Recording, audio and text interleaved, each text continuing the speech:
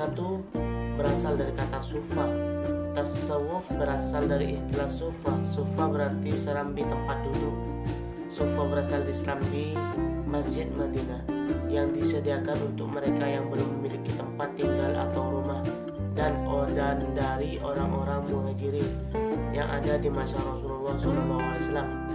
Mereka dipanggil sebagai ahli sufa atau pemilik sufa karena di serambi Masjid Madinah itulah tempat mereka. Nomor dua, berasal dari kata sof. Selain itu, istilah tasawuf juga berasal dari kata sof. Sof memiliki arti barisan.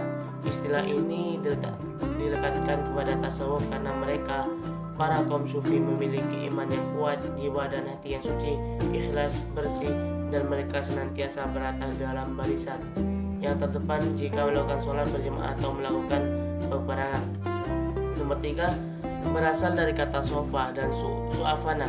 Istilah tasawuf juga ada yang mengatakan berasal dari kata safa yang artinya bersih atau jernih, dan kata sufana yang memiliki arti jenis kayu yang dapat bertahan tumbuh di daerah padang pasir yang gersang.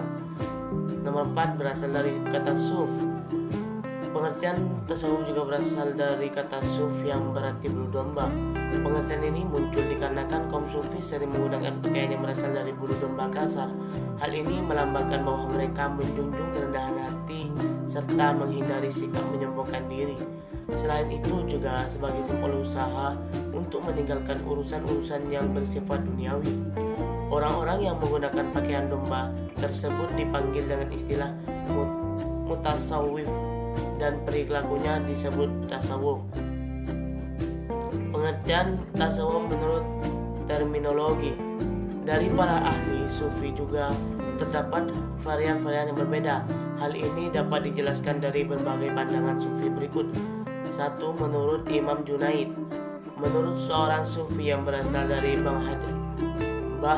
Baghdad dan bernama Imam Junaid, tasawuf memiliki definisi sebagai mengambil sifat mulia dan meninggalkan setiap sifat rendah. Yang kedua, menurut Syekh Abdul Hasan As-Sadili. Syekh Abdul Hasan As-Sadili adalah seorang syekh yang berasal dari Afrika Utara. Sebagai seorang sufi yang mendefinisikan tasawuf sebagai proses praktek dan latihan diri melalui cinta yang mendalam untuk ibadah dan mengembalikan diri ke jalan Tuhan. Nomor 3, Sahal Al-Tusturi mendefinisikan tasawuf sebagai terputusnya hubungan dengan manusia dan memandang emas dan kerikil. Hal ini tentu ditujukan untuk terus-menerus berhubungan dan membangun kecintaan mendalam pada Allah Subhanahu wa taala. Yang keempat, Syekh Ahmad Zarruq. Menurut Syekh Ahmad Zarruq yang berasal dari Maroko, tasawuf adalah ilmu yang dapat memperbaiki hati dan menjadikannya semata-mata untuk Allah dengan menggunakan pengetahuan yang ada tentang jalan Islam. Pengetahuan ini dikhususkan pada pengetahuan fikih dan yang memiliki kaitan untuk memperbaiki amalan dan menjaganya sesuai dengan batasan syariah Islam. Hal ini ditujukan agar kebiasaan menjadi hal yang nyata. Secara umum, dari pengertian tasawuf secara etimologi maupun terminologi dapat diambil kesimpulan bahwa tasawuf adalah pelatihan dengan kesungguhan untuk membersihkan, memperdalam, mensucikan atau rohani manusia. Hal ini dilakukan untuk melakukan pendekatan atau taqarrub kepada Allah, dan dengannya segala hidup dan fokus yang dilakukan hanya untuk Allah semata. Tasawuf sebagai ilmu disiplin. Bagian terpenting di dalam disiplin ilmu dan amalan tasawuf ialah amalan zikrullah dan wirid. Zikir atau zikrullah merujuk kepada maksud mengingati Allah SWT. Di dalam amalan tasawuf, zikrullah itu membantu dengan bermacam-macam ungkapan yang secara langsung atau tidak langsung membawa maksud mengingati Allah Subhanahu wa taala, seperti dengan menyebut nama Allah Subhanahu wa taala, sifatnya dan perbuatannya. Di dalam amalan tasawuf dengan amalan zikrullah, seorang akan mencapai ma'rifah kepadanya dan akan melahirkan dua sifat pada pengamalnya.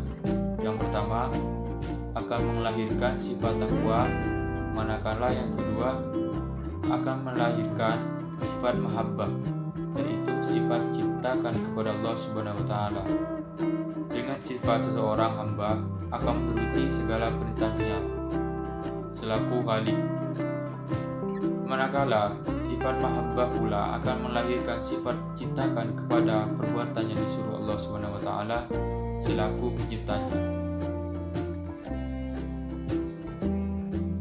Hubungan tasawuf dengan ilmu kalam dan ilmu filsafat. Kaitannya dengan ilmu kalam, ilmu tasawuf berfungsi sebagai pemberi wawasan spiritual dalam pemahaman kalam. Penghayatan yang mendalam melalui hati terhadap ilmu tauhid atau ilmu kalam menjadikan ilmu ini lebih penyempurna ilmu tauhid jika dilihat dari sudut pandang bahwa ilmu tasawuf merupakan sisi terapan rohani dari ilmu tauhid. Kajian tentang jiwa dalam pendekatan kefilsafatan telah banyak memberikan dampak positif bagi kesempurnaan kajian tasawuf dalam dunia Islam. Kajian kefilsafatan tentang jiwa dan roh kemudian banyak dikembangkan dalam tasawuf. Namun yang lebih banyak dikembangkan dalam tasawuf adalah istilah qalb atau hati. Ilmu kalam pun berfungsi sebagai pengendali ilmu tasawuf. Jika timbul suatu pertentangan dengan Al-Quran dan As-Sunnah, hal itu merupakan penyimpangan. Jika bertentangan atau tidak pernah diriwayatkan dalam Al-Quran dan As-Sunnah, atau belum pernah diriwayatkan oleh para ulama salaf, hal itu harus ditolak. Hubungan tasawuf dengan ilmu fikih dan ilmu jiwa. Hubungan tasawuf dengan ilmu fikih biasanya pembahasan kitab-kitab fikih selalu dimulai dari Toharoh, kemudian persoalan-persoalan kefikihan lainnya. Namun pembahasan ilmu fikih tentang Toharoh atau yang lainnya secara tidak langsung terkait dengan pembicaraan nilai-nilai rohaniah. Persoalan sekarang, disiplin ilmu apakah yang dapat menyempurnakan ilmu fikih dalam persoalan-persoalan tersebut? Ilmu tasawuf tampaknya merupakan jawaban yang paling tepat karena ilmu itu berhasil memberikan corak batin terhadap ilmu fikih. Corak batin yang dimaksud adalah ikhlas dan khusus berikut jalannya masing-masing. Bahkan ilmu ini mampu menumbuhkan kesiapan manusia untuk melaksanakan hukum fikih.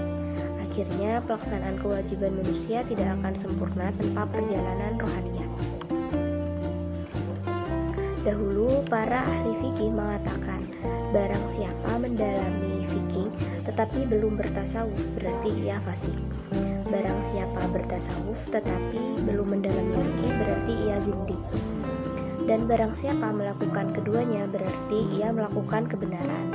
Tasawuf dan fikih adalah dua disiplin ilmu yang saling menyempurnakan. Jika terjadi pertentangan antara keduanya, berarti di saat itu terjadi kesalahan dan penyimpangan. Maksudnya, boleh jadi seorang sufi berjalan tanpa fikih atau seorang fikih tidak mengamalkan ilmunya. Jadi seorang ahli sufi harus bertasawuf, harus memahami dan mengikuti aturan fikih. Tegasnya, seorang fikih harus mengetahui hal-hal yang berhubungan dengan hukum dan yang berkaitan dengan tata cara pengamalannya. Seorang sufi pun harus mengetahui aturan-aturan hukum dan sekaligus mengamalkannya. Ini menjelaskan bahwa ilmu tasawuf dan ilmu fikih adalah dua disiplin ilmu yang saling melengkapi.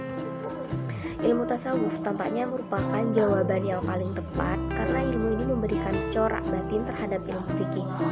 Corak batin yang dimaksud seperti ikhlas dan khusyuk, berikut jalannya masing-masing.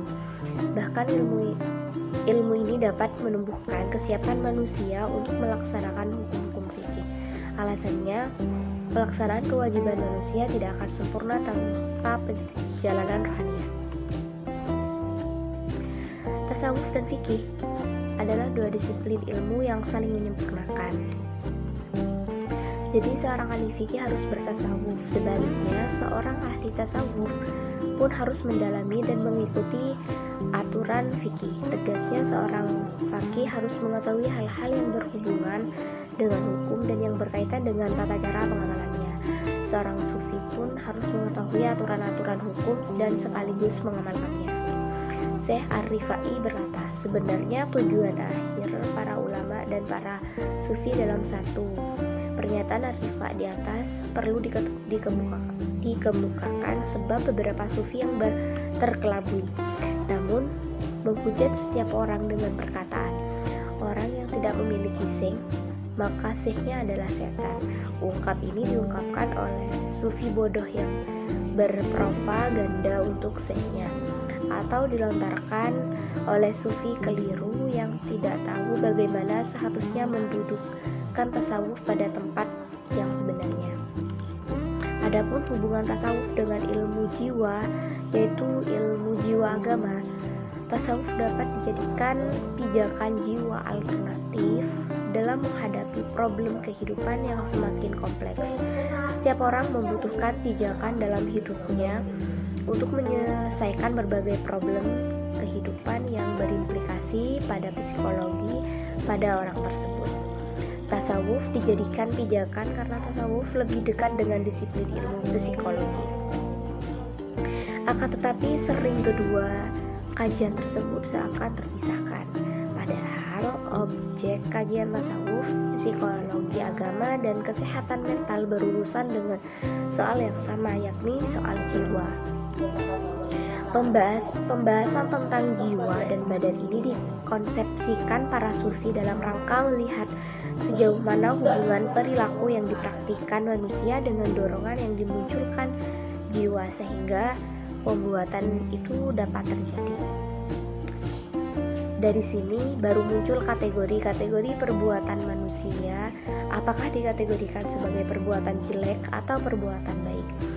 Jika perbuatan yang ditampilkan seorang baik, ia disebut dengan orang yang berakhlak baik. Dan sebaliknya, jika perbuatan yang ditampilkannya jelek, ia disebut sebagai orang yang berakhlak jelek. Amalan tasawuf dan syariah. Pengamal tasawuf yang telah memperoleh kesenangan, kemanisan dalam beriman dan beribadat, ketentraman dan ketenangan adalah suatu bukti bahwa dia telah menjalani atau menempuh jalan yang benar dan mengamalkan syariat yang hak.